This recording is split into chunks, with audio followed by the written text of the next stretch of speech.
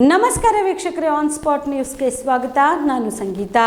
ಈ ಹಿಂದಿನ ಬಿಜೆಪಿ ಸರ್ಕಾರದ ಸಾಧನೆ ಹಾಗೂ ಕಳೆದ 7 ತಿಂಗಳಲ್ಲಿ ಕಾಂಗ್ರೆಸ್ ಸರ್ಕಾರ ಮಾಡಿರುವ ಸಾಧನೆಗೂ ಎಷ್ಟು ವ್ಯತ್ಯಾಸ ಇದೆ ಎಂಬುದನ್ನು ಮಾನದಂಡ ಇಟ್ಟುಕೊಂಡು ತುಲನೆ ಮಾಡಿ ನೋಡಬೇಕು ಎಂದು ಕಲಬುರಗಿ ಜಿಲ್ಲಾ ಉಸ್ತುವಾರಿ ಸಚಿವ ಪ್ರಿಯಾಂಕ್ ಖರ್ಗೆ ಹೇಳಿದರು. ಕರ್ನಾಟಕ ರಾಜ್ಯ ಪ್ರವಾಸೋದ್ಯಮ ಅಭಿವೃದ್ಧಿ ನಿಗಮದ ಕರ್ನಾಟಕ ದರ್ಶನ ಕಾರ್ಯಕ್ರಮದ ಅಡಿಯಲ್ಲಿ 8ನೇ ತರಗತಿ ವಿದ್ಯಾರ್ಥಿಗಳಿಗಾಗಿ ಹಮ್ಮಿಕೊಂಡಿರುವ ಪ್ರವಾಸಕ್ಕೆ ಹಸಿರು ನಿಶಾನೆ ತೋರಿಸಿದ ಬಳಿಕ ಜಿಲ್ಲಾಧಿಕಾರಿಗಳ ಕಚೇರಿಯ ಸಭಾಂಗಣದಲ್ಲಿ ಕರೆದ ಸುದ್ದಿಗೋಷ್ಠಿ ಉದ್ದೇಶಿಸಿ ಮಾತನಾಡಿದ ಅವರು, ಈಗಾಗಲೇ ಮುಖ್ಯಮಂತ್ರಿಗಳು 2 ಬಾರಿ ಜನಸ್ಪಂದನ ಕಾರ್ಯಕ್ರಮ ನಡೆಸಿದ್ದಾಗಿದೆ. ಆದರೆ ಕಲಬುರಗಿ ಜಿಲ್ಲೆಯಲ್ಲಿ ಈಗಾಗಲೇ 3 ಬಾರಿ ಜನಸ್ಪಂದನ ಸಭೆ ಮುಂದೊಡ್ಡಿರುವ ಕುರಿತು ಸುದ್ದಿಗಾರರು ಗಮನ ಸೆಳೆದಾಗ ಈ ಕುರಿತು ಪ್ರತಿಕ್ರಿಯಿಸಿದ ಸಚಿವರು, 2ನೇ ಜಿಲ್ಲಾ ಮಟ್ಟದ ಜನಸ್ಪಂದನ ಕಾರ್ಯಕ್ರಮ ಆಳಂದ ಪಟ್ಟಣದಲ್ಲಿ ನಡೆಯಬೇಕಿತ್ತು. ಸ್ಥಳೀಯ ಸಂದಲ್ ಮತ್ತು ಜಾತ್ರೆಯ ಕಾರಣಕ್ಕಾಗಿ ಮುಂದೊಡ್ಡಲಾಯಿತು. ಬಳಿಕ ಕಲಬುರಗಿಯ ಉತ್ತರ ಕ್ಷೇತ್ರದ ವ್ಯಾಪ್ತಿಯಲ್ಲಿ ಜನಸ್ಪಂದನ ಕಾರ್ಯಕ್ರಮ ಹಮ್ಮಿಕೊಳ್ಳಲು ಸಿದ್ಧತೆ ಮಾಡಿಕೊಳ್ಳಲಾಗುತ್ತಿದೆ. ತುರ್ತಾಗಿ ಮುಖ್ಯಮಂತ್ರಿಗಳು ವಕ್ಫ್ ಮಂಡಳಿ ಸಭೆ ಕರೆದಿರುವುದರಿಂದ ಆ ಕ್ಷೇತ್ರದ ಶಾಸಕರು ಸಭೆಯಲ್ಲಿ ಪಾಲ್ಗೊಳ್ಳುವ ಅನಿವಾರ್ಯತೆಯಿಂದಾಗಿ ಮುಂದೊಡ್ಡಬೇಕಾಯಿತು. ಪ್ರಧಾನಮಂತ್ರಿಗಳ ಕಾರ್ಯಕ್ರಮದ ಪ್ರಯುಕ್ತ 3ನೇ ಬಾರಿ ಜನಸ್ಪಂದನ ಕಾರ್ಯಕ್ರಮ ಮುಂದೊಡ್ಡಲಾಗಿದೆಯೇ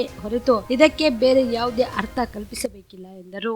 ಈಗ ನಮ್ದ್ರಲ್ಲಿ ಒಂದು ಮೊದಲನೇ ಬಾರಿ ಆಳಂದಲ್ಲಿ ಆಗ್ಬೇಕಾಗಿತ್ತು. ಆಳಂದ ಶಾಸಕರು ಅವತ್ತಿನ ದಿವಸನೇ ಸಂದಲ್ಲು ಮತ್ತು ಜಾತ್ರೆ ಇತ್ತು ಅಂತ ಅವರು ಮುಂದೂಡಿದ್ರು.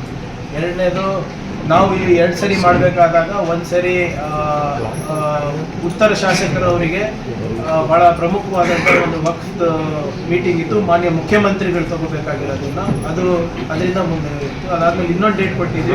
ಅದೇ ದಿನ ಪ್ರಧಾನಮಂತ್ರಿ ಬರೋಕ್ಕೆ ನಮಗೆಲ್ಲ ಡೆಪ್ಯುಟೇಷನ್ ಹಾಕಿದ್ರು. ಮತ್ತು ಈ 3ನೇ ಸರಿನೂ ನಾವು ಮಾಡಬೇಕಂದ್ರೆ ಕಲ್ಯಾಣ ಕರ್ನಾಟಕ ನಿಗಮದ ಮೀಟಿಂಗು ಮಾನ್ಯ ಮುಖ್ಯಮಂತ್ರಿಗಳು ಬೆಂಗಳೂರಿನಲ್ಲಿ ಇಡೀ ಎಲ್ಲರ ಮೀಟಿಂಗ್ ಮುಂದುವರೆದ. ಏನೋ ಸ್ವಲ್ಪ ನಮ್ಮದು ಅಲ್ಲಪ್ರಭು ಪಾಟೀಲ್ ಅವರು ಸರಿಯಾಗಿ ಅದು ರಾಹುಕಾಲ ಸರಿಯಾಗಿ ನೋಡ್ತಾ ಇಲ್ಲ.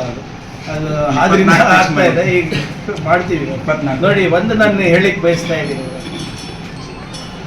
ಯಾವ ಜನರ ಏನು ನಿರೀಕ್ಷೆಗೆ ತಕ್ಕಂಗೆ ಸ್ಪಂದನೆ ಕಲಬುರಗಿ ಕನೆಕ್ಟ್ ಪೋರ್ಟಲ್ ಇರ್ಬೋದು, ನಾವಿರ್ಬೋದು, ನಮ್ಮ ಶಾಸಕರು ಇರ್ಬೋದು, ಅಥವಾ ಅಧಿಕಾರಿಗಳು. ಮುಂಚೆ ಅಧಿಕಾರಿಗಳು ಮೀಟಿಂಗೇ ಆಗ್ತಾ ಇರ್ಬೋದು. ಈಗ ನಿರಂತರವಾಗಿ ಮೀಟಿಂಗ್ಗಳು ನಡೀತಾ ಇದೆ. ನಿರಂತರವಾಗಿ ಈಗ ನೀವು ದಯವಿಟ್ಟು ನಮ್ಮ ಪ್ಯಾರಾಮೀಟರ್ಸ್ನ ನೋಡಬೇಡಿ. ಕಳೆದ ಸರ್ಕಾರದಲ್ಲಿ ಮತ್ತು ಕಳೆದ 7 ತಿಂಗಳಲ್ಲಿ ರೆವಿನ್ಯೂ ಪ್ಯಾರಾಮೀಟರ್ಸ್ ನೋಡಿ, RDPR ಪ್ಯಾರಾಮೀಟರ್ಸ್ ನೋಡಿ, PW ಪ್ಯಾರಾಮೀಟರ್ಸ್ ನೋಡಿ.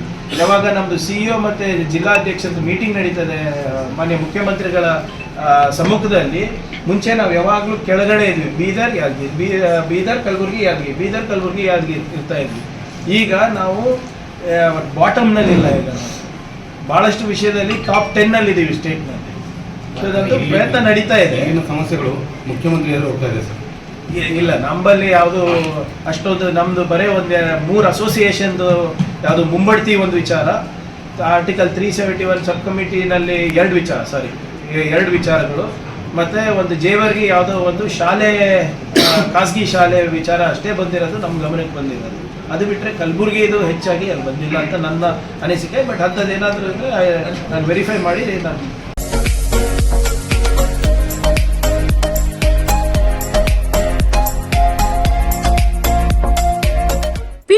ಆದ್ಮೇಲೆ ಏನ್ ಮಾಡೋದು, ಯಾವ ಕೋರ್ಸ್ ಮಾಡಿದ್ರೆ ಉತ್ತಮ?